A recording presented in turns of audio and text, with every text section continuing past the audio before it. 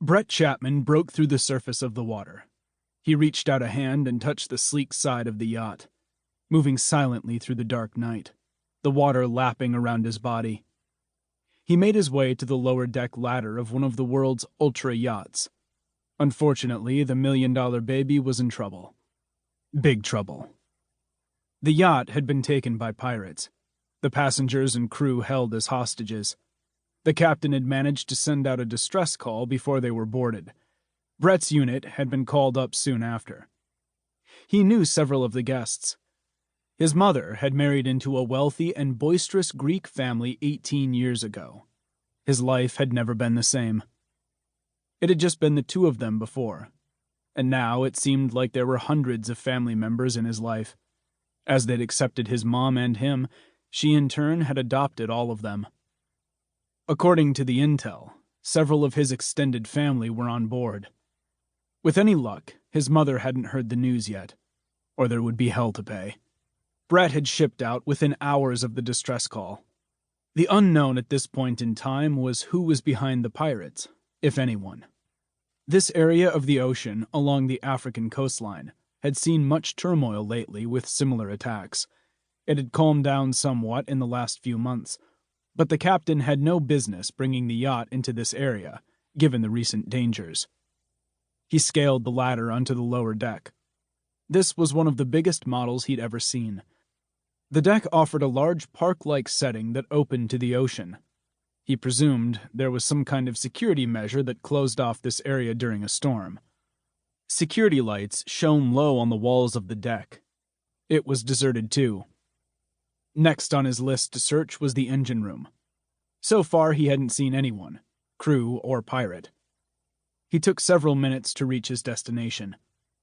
There he quickly scoped out the gleaming room to realize it would take an engineer to handle this state-of-the-art system, and none of the pirates were likely to be as technologically advanced as that. He hoped. With any luck, the maintenance crew was still alive and capable of dealing with any issues in the yacht. Using the blueprints he'd memorized, Brett moved quickly through the decks. As he cleared each floor, he updated his team. He was set to meet Chase in 4 minutes, one deck up. As he arrived on the third floor, he realized these smaller rooms were likely the crew's living quarters. He did a quick sweep through the bedrooms. The first 3 were empty, and as he approached the fourth, he heard a sound that made his heart freeze. A child's cries of distress.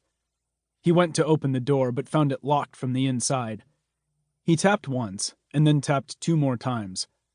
The door cracked open, and a terrified woman's face peered out. He brushed her backwards and slipped into the room out of sight, and he choked back a shocked gasp. 2 little children were wrapped around the woman's legs. He knew of them, but hadn't met either yet, and he knew exactly how old they were. The boy, Jimmy, was 4, and the girl, Jennifer, was almost 2. Their mother, Cece, was on the outside edge of that huge extended family his mother had married into, and the only woman he'd ever loved. In his night gear, he knew she couldn't recognize him, and she had to be terrified of his weapons. He held a finger up to his mouth and whispered, "It's okay, Cece. It's me, Brett. You need to remain here with the children, and stay as quiet as you can be." She gasped in shock, then her face lit up in relief and joy. He squatted down to the boy and said in a low voice, "Jimmy, you have to be very, very quiet until I come back here and help you and your mom and sister off the boat. Okay?" The little boy sniffled, his eyes huge, lower lip trembling. But he straightened up and nodded. Good.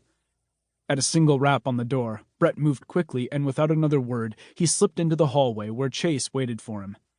As they moved away, Chase said, 12 hostiles are on the top floor above us. All hostages are with them. Weapons? Machine guns and grenades, a few handguns. Nothing major. Brett snorted.